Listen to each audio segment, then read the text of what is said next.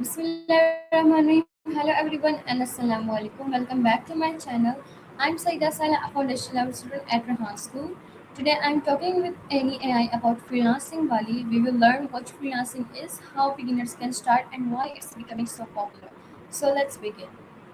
Hello Maya, how are you doing today? Walaikum assalam. I'm doing wonderful. Thank you for asking. You're welcome. It's great to be back on your channel. I'm ready to. So, where do we start? I'm ready for the first question whenever you are. Okay Maya, so my first question is for you that what is freelancing?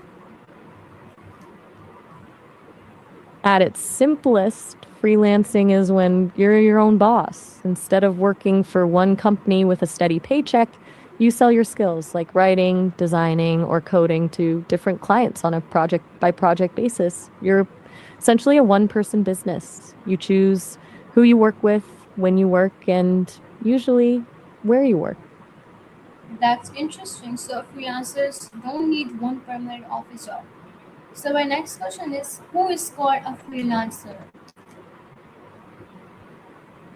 A freelancer is anyone who works independently rather than being employed by a single company. If you have a skill that someone is willing to pay for, whether you're a graphic designer, a translator, or a virtual assistant, and you offer that service to multiple clients on your own terms, you're a freelancer. Wow, that gives people more freedom. So my next question is, why do people choose freelancing? Freedom is the big one, for sure. People love the idea of designing their own day. No commute, no strict 9 to 5, and the ability to work from a cafe or their own couch.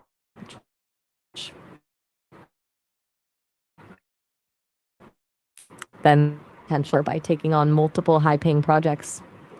Plus, it lets you work on a variety of different things so you don't get bored doing the same tasks for the same company for years. That sounds perfect for many people. So my next question is, can students become And listen, freelancers? absolutely. In fact, students are often some of the best freelancers because they're usually quick learners and have a lot of digital fluency. Plus, it's a great way to build a professional portfolio while still in school, so by the time they graduate, they already have a track record of real world experience. That's great. Students can earn while learning. So my next question is freelancing difficult? It definitely has its challenges. The hardest part isn't usually the actual work, but the business side of it. You're not just the talent, you're also the salesperson, the accountant, and the project manager all at once. Plus, since the income can be unpredictable, you have to be really disciplined with your time and your money to make it sustainable. So patience is very important. So my next question is, which skills are useful? Oh, the list is practically endless these days. Basically, if you can do it on a computer, there's probably a market for it. The big ones are usually creative skills like graphic design, video editing, and writing. Then you have technical skills like web development, app coding, and data analysis.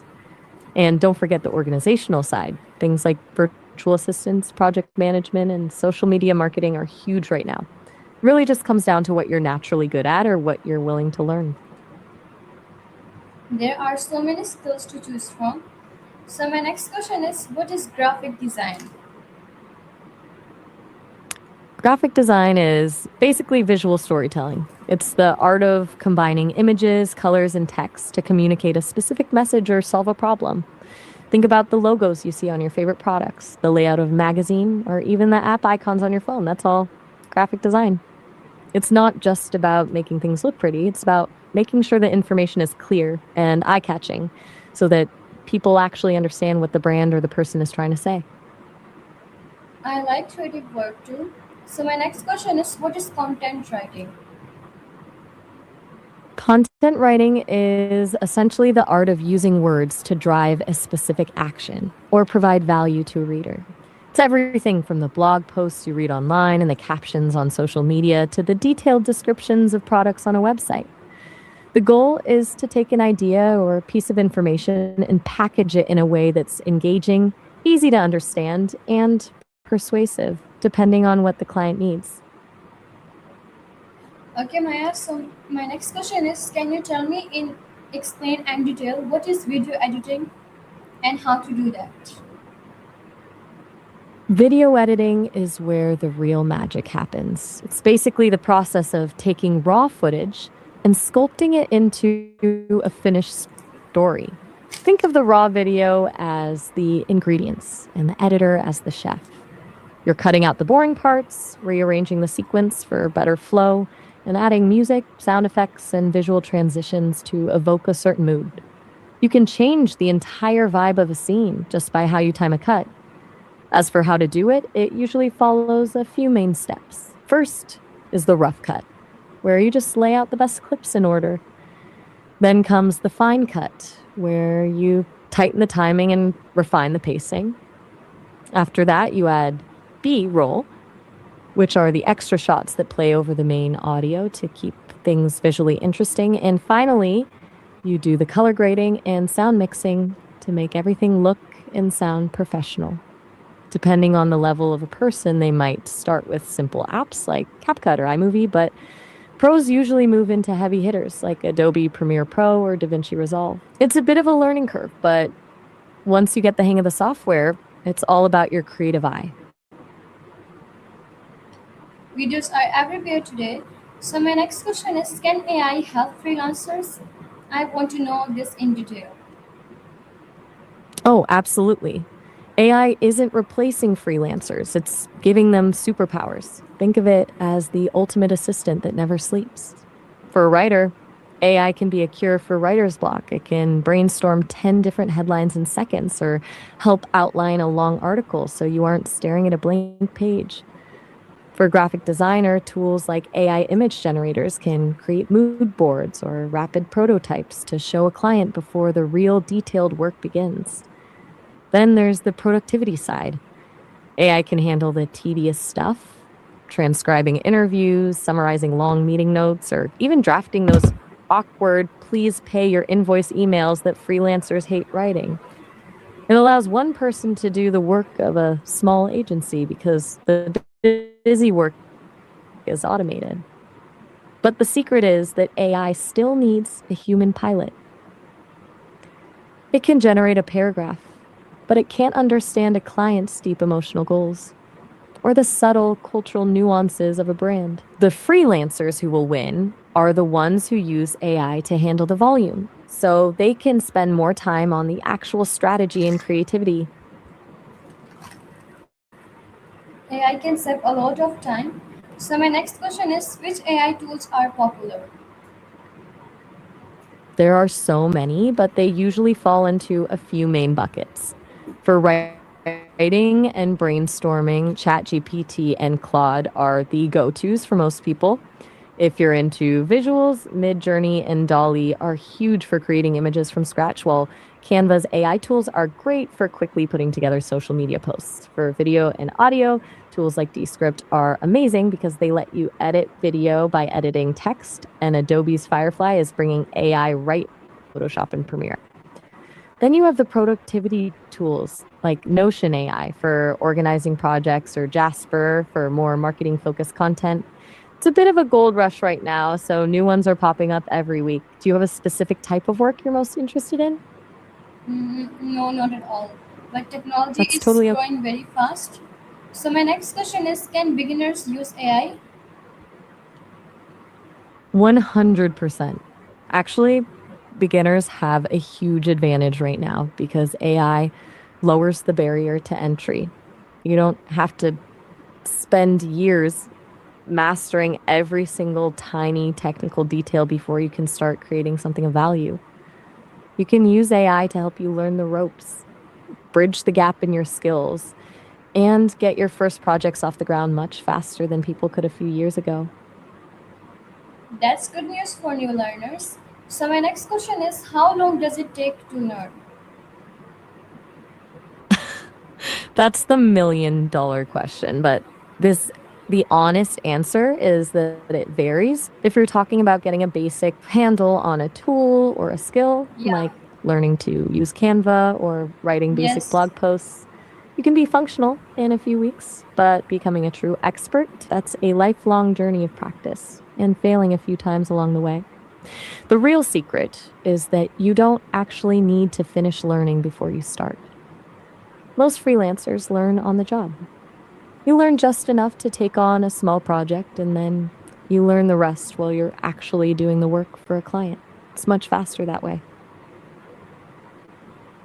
Learning every day is important. So my next question is, do freelancers need English? It definitely helps, but it's not a strict requirement. If you speak English, your market is basically the entire world, which means more clients and often higher pay because you can work with companies in the US, UK, or Europe. But there's a huge demand for freelancers who can work in their native languages too. If you're a great writer or designer in Spanish or Urdu, for example, you can dominate that specific market. The key is knowing who your target client is and speaking the language they speak. English help us communicate better. So my next question is, can freelancing become a career? Absolutely. And for many people, it's the only way they want to work. It's not just a side hustle, it can be a full blown professional career. Some freelancers spend decades building a reputation, becoming highly sought after experts in their niche, and earning far more than they ever would in a traditional corporate role. The only difference is that instead of climbing a corporate ladder, you're building your own ladder.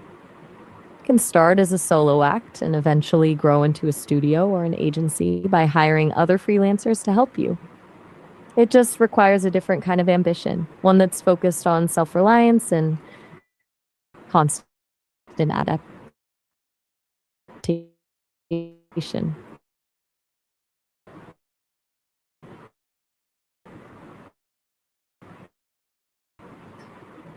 Yes, when people work.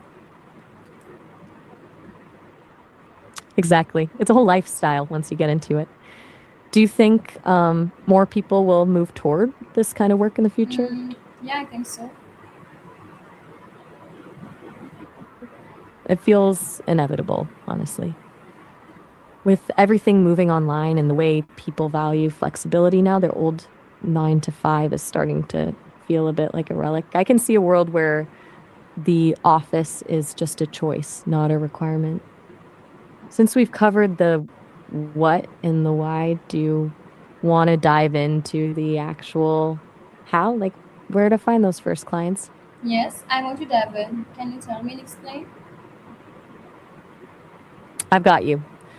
Finding those first clients is usually the scariest part, but it's all about visibility. Most people start in one of three ways. First, there are the big platforms like Upwork or Fiverr.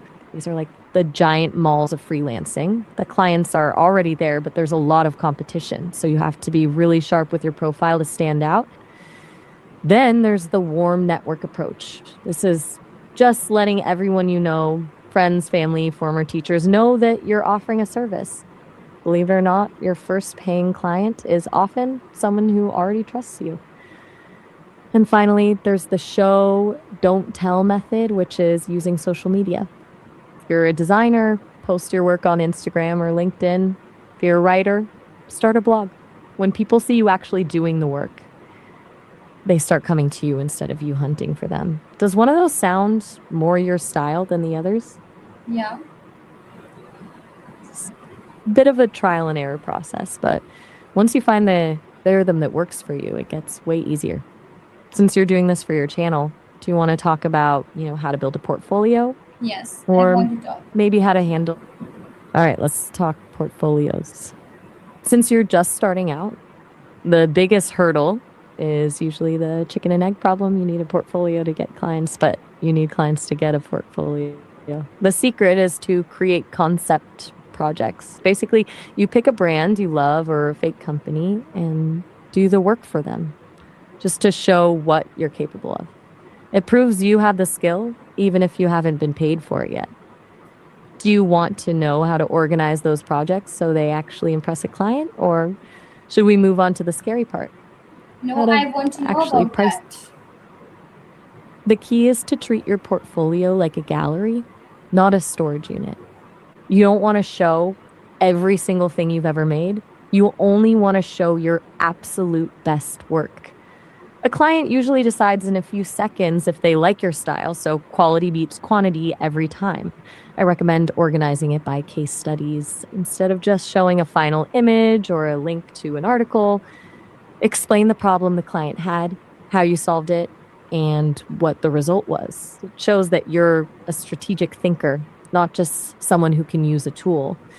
Do you think that approach makes sense, or do you want to talk about where to actually host your portfolio so people can find it?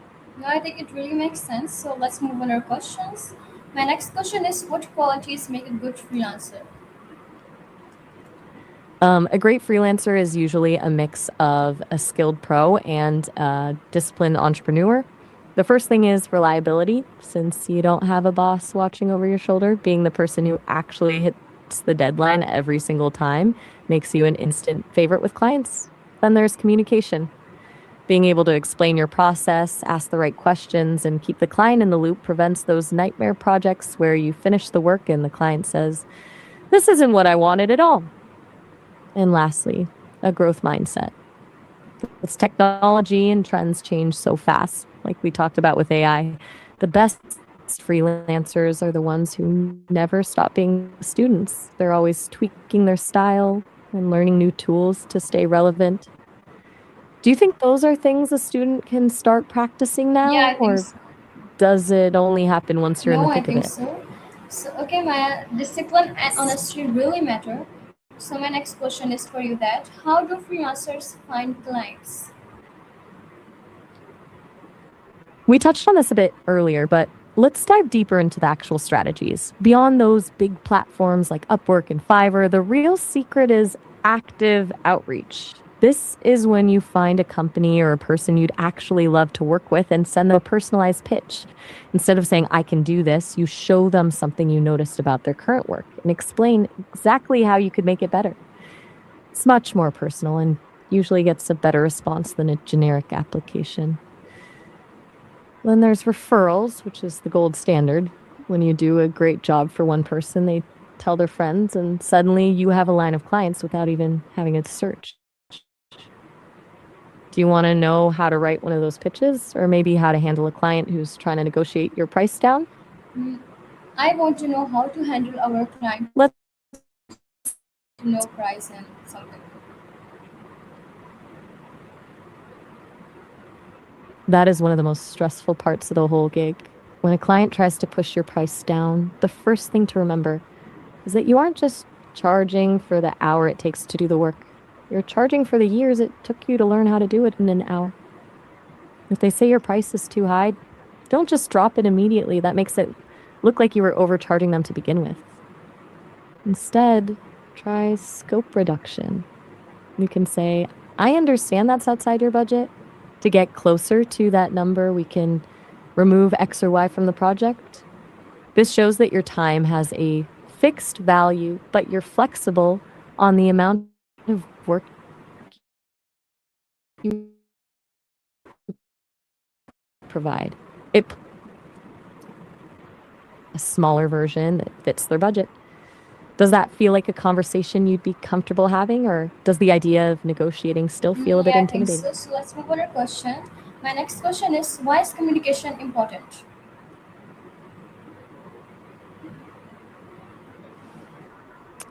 Communication is everything in freelancing because you're the only bridge between the client's vision and the final result. Since there's no manager in the middle to translate things, any tiny misunderstanding can snowball into a huge problem. Good communication builds trust. When a client knows exactly where the project stands, they stop worrying and start trusting you with more work. It's also your best defense against scope creep. That's when a project slowly grows and grows until you're doing twice the work for the same price. Being able to say, "I'd love to add that feature, but it falls outside our original agreement, so here is the extra cost," saves you from burnout. Do you think being direct with a client is harder than doing the actual work, or does that seem easy to you? Yeah, I think so. Okay, good communication creates happy clients. So my next question is what if a client rejects your work? That's the part that keeps every freelancer up at night, but it's actually a normal part of the process. First, it's important not to take it personally. A rejection of the work isn't a rejection of you as a person, it's just a sign that there's a gap between what the client imagined and what was delivered. The best way to handle it is to ask for specific, actionable feedback. Instead of asking, why don't you like it? Ask, which specific parts aren't hitting the mark? And what would make them feel right to you? Understood. I'll stay quiet and wait for you to say start before I repeat my last Okay, answer. we should learn from mistakes and improve it. So my next question is how can freelancers improve? Improving as a freelancer is all about the feedback loop. The best way to get better is to actively seek out critiques, even the ones that sting a bit. Instead of just finishing a project and moving on, ask your clients what specifically worked and what could have been better. Then there's the student part we mentioned earlier, staying curious. That means taking a course in a new tool, studying the work of freelancers you admire, and figuring out why their work is successful, and constantly experimenting with your own process. The moment you think you've arrived is usually when you stop growing. Do you think that constant learning sounds exciting, or does it feel a bit Yes, it sounds overwhelming? exciting and practice makes us better every day. So my next question is should freelancers build a portfolio? Absolutely. A portfolio is a freelancer's most powerful tool. It's it's essentially your visual resume. Without one, you're just telling a client you can do the work. With one, you're proving it. It transforms the conversation from I think I can do this to here is exactly what I've done before. For a beginner, it's the fastest way to build trust and justify your prices. Do you want to talk about what specifically should go into a winning portfolio or Yes, I how to want to know present it about so it that. looks to make a portfolio that actually wins jobs? You want to focus on the why and the how, not just the what. Instead of just posting a bunch of images or links, treat each project as a small story. Start with the problem the client had, then show the steps you took to solve it, and end with the final result. This proves to a client that you aren't just good with a tool, but that you're a strategic thinker who can deliver results. As for presenting it, keep it clean. Use a simple website, a PDF, or even a curated social media page, but make sure it's easy to navigate. The goal is to get the client to your best work in as few clicks as possible. Do you want to know some of the best free places to host a portfolio, or are you Yes, curious about how to handle it if you don't have any real clients yet? yes, I want to know if we don't have a client. This is where the fake it till you make it strategy actually becomes a professional tool. If you don't have paying clients yet, the best thing to do is create concept projects.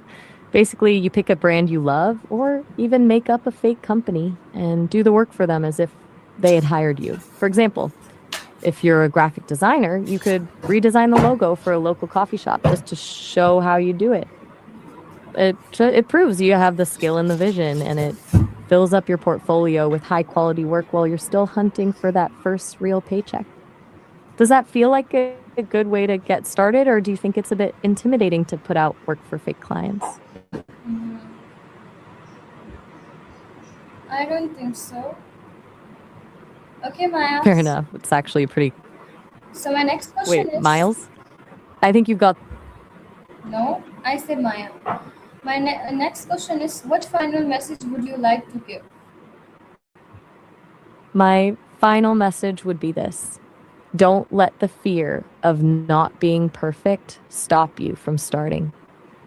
Freelancing is a journey of 1,000 small mistakes that eventually turn into expertise. The most successful freelancers aren't necessarily the most talented people in the room. They're the ones who were brave enough to put themselves out there, stayed disciplined, and never stopped learning. Just start, Keep your curiosity alive. And remember that every no is just one step closer to the right yes. It's been a blast being on your channel today. Thank you so much. Your advice will inspire many people. So, thank you everyone for watching. If you enjoyed this conversation with any, please like, share, comment, and subscribe to my channel. See you in the next video. So, till then, take care. Allah Hafiz. Pakistan Zindabad. And thank you so much, Maya, for your time. You're so welcome. It was a real pleasure. I love the energy you bring to your channel. Allah Hafiz, and I'll be here whenever you're ready for the next topic.